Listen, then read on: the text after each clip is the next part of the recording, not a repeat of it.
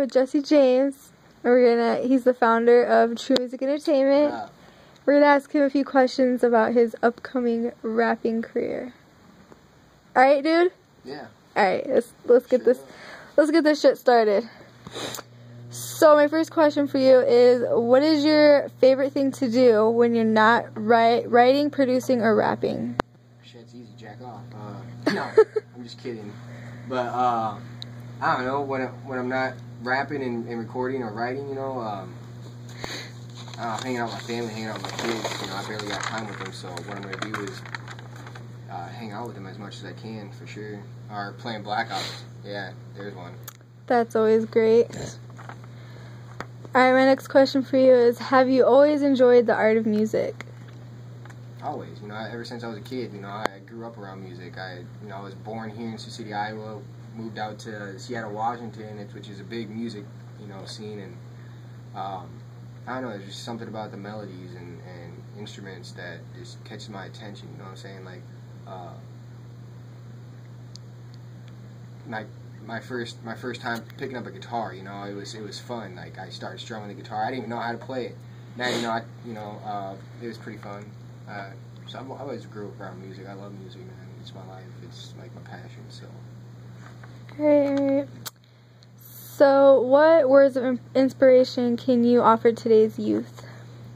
Inspiration, you know, just you know, give them a little aspect of my life, things, you know, things that I've been through, like, you know, using drugs and stuff like that, you know, not to use them, you know, try not to make the same mistakes that other people has made, you know, like, it's kind of like going to a Narcotics Anonymous meeting where you share something with another group of people, and, you know, hopefully they're gaining something from what you just said, and then taking it and applying it in their life.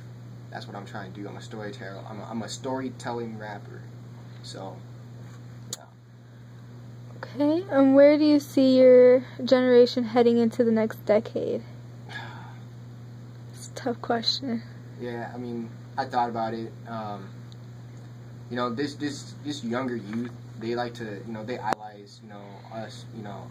I don't want to just, you know, count myself in as a rapper quite yet, but, you know, us rappers, they idolize us, you know, like, oh man, this dude's making a really hot track, you know, and not even paying attention, you know, to what the lyrics are actually saying, but, like, you know, Lil Wayne and Drake, you know, and Rick Ross, and them talking about being the best dope dealers in, you know, the United States. Like, who, you know, the youth is, you know, they look up to, you know, us, and they want to do some shit like us, you know, and, like, what kind of message are we spreading to them, you know, to get better with the shit in the future, you know, like, you know, I don't know, the next generation is going to be just, you know, it all depends on, you know, where we come out, you know, as being rap artists and what we're pushing our music, so.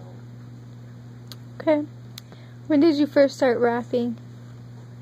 When I first started rapping, this is a funny story, you know, I was listening to rock and stuff when I lived in Seattle, Washington, and I heard this song on the radio. It's, I don't know what the Bart song or something like that. I can't remember. I'll find it and I'll let you guys know. Get back at me, comment in the comment box, and I'll get back to you at it. But anyway, it's like, it has Bart Simpson in the intro, and it's just like an old school hip hop song, and I started lip singing to it, opening my windows in my room and dancing, jumping around in my bed and shit, just, you know, getting it, you know, trying to get people to think, oh man, that kid's in there rapping or something, you know, like, it was fun, you know. And then, you know, I moved back here to Sioux City, and I was 18, and I got kicked out of my parents' house, got broken up with my girlfriend. She kicked me out of her house, so I was like moving from back to house and shit, and I don't know, I kind of was hanging out with these people. They were smoking weed and drinking and shit, and I seen that they were rapping and freestyling and shit like that, so I was like, man, I want to do some shit like this. And so I started to go online on YouTube and looking up beats and shit, and, you know, trying to, you know, I'm not a freestyle rapper, so I can't freestyle, so don't ask me to do it. You know, I'm working on it, but, you know, I tried freestyling. That shit didn't work out for me, so I started writing. And when I wrote, it seemed like most of my pieces came together, you know, better than what they would do if I just were to sit here and talk to you how I am right now. So, Yeah, no, it was probably like when I was 18 when I first officially started rapping. I'd say so. Who is your musical inspiration?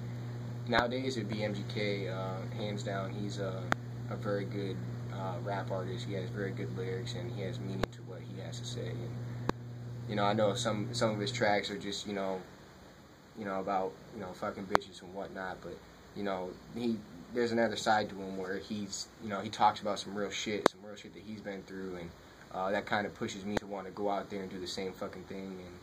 And another person I have to say would be Vinny Paz, Box Cutter Pazzy. I think he's the true underground king of hip hop for sure. If you guys haven't checked him out, go check him out on YouTube, Vinny Paz. I think that's about it. Okay. What embarrassing songs might I find on your MP3 player? I'm sorry, what? What embarrassing songs might I find on your MP3 player?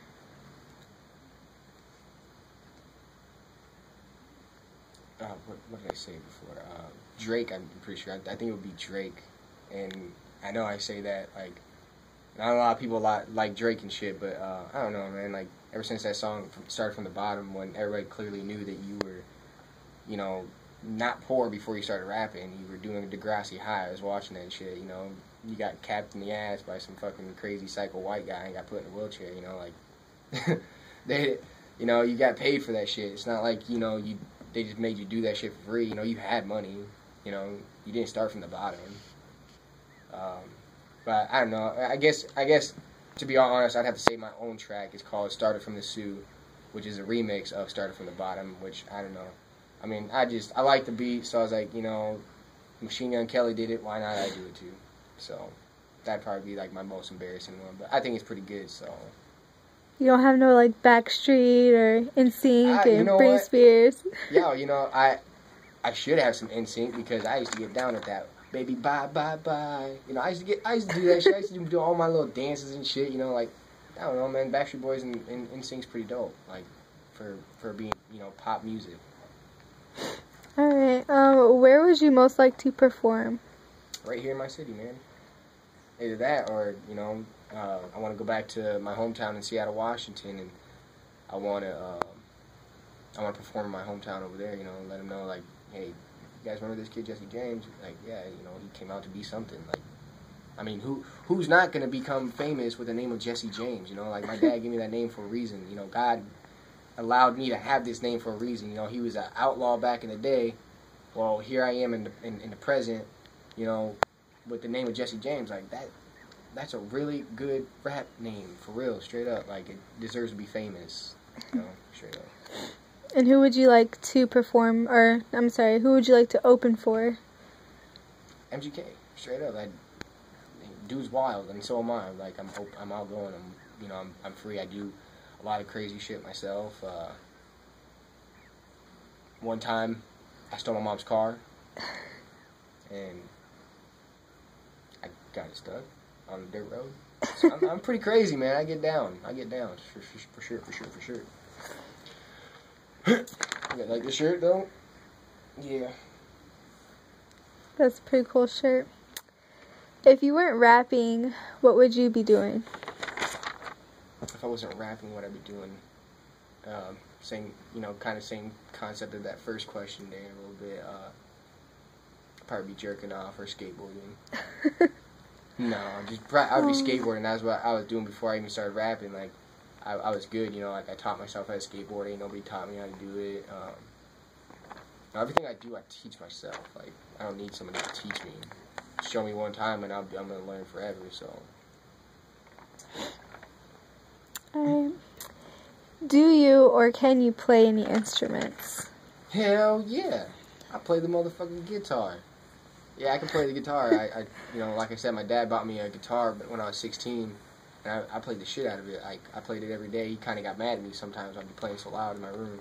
But I taught myself how to play that too, like, I just kind of sound it out with my ear, work my fingers up the thread, the frets, and, try to work it out myself. I can't do anything right now because I busted up these two fingers, and I can only go like that, so I can't even jerk off with I can, but, But yeah, I can play. You know, I can play drums, the piano, and guitar. You know, I can make beats and all that. You know, I'm good at what I do. So music is my passion, like I said. Okay. If you could mess around in any other kind of music, what music would it be? Country and rock. Slipknot was my very first favorite heavy metal band. Country, I really don't have a favorite. I'd have to say probably Brad Paisley, if that his name is. I got a shirt. Do you know who Brad whatever is? Yeah, he does that Whiskey Lullaby, isn't he? I don't know. Yeah, he's the one who does that Whiskey Lullaby. I'm pretty sure. I mean, but yeah, I mean that's a really good song, man. Like I like heartfelt songs and shit like that. Like if it could apply to my life, then I'm gonna like it for sure. So. Okay. All right, last question. What hidden talents do you have? Oh hell yeah, hidden talents. Not like most people. You know, you can bet somebody $10 that they can't lick their elbow, and guess what? You're gonna win that bet. Well, you come over to me, ask me, I bet you $10 that you can't lick your elbow. I'll be like, motherfucker, I bet you I can. And they'll be like, prove it. I'll be like, no, I'm not getting it that way. So look, I'll show you how I do it. Okay, don't try to take my trick though. See, what you take is, I think outside the box. I'm not like most people, you know. Like I don't just give up. I pursue what I'm chasing. So I tried many ways. So what you do is you take your arm like this, and you kind of like, you know, you see my wrist, how it's like bent up like that. Okay, so you want to take your wrist, hold it, and then kind of just wiggle your way down. Wow. And then lick your elbow.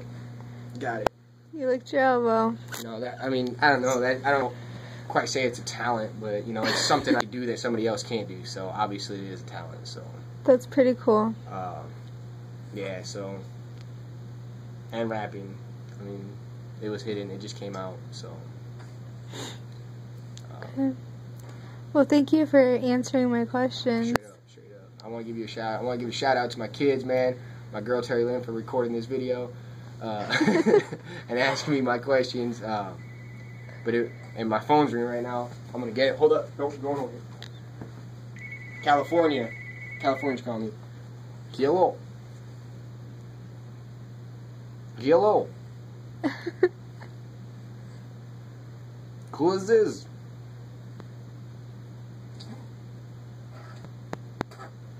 Now, do I know who you're talking to? This is not your house number. It's okay. Yeah, it was wrong phone number. Somebody called from California talking shit to me. But yeah, anyway, you know, shout out to my crew, True Music. We're in here. I got a couple videos coming out yet still. They're not really videos. They're kind of just slideshows. This summer I'll be making music videos for sure and perfecting my flow and all that. So hopefully I get a studio in by then in my own house. Right now I'm recording off the phone, so bear with me on the quality of my sounds and shit like that. But other than that shit, thanks for stopping by.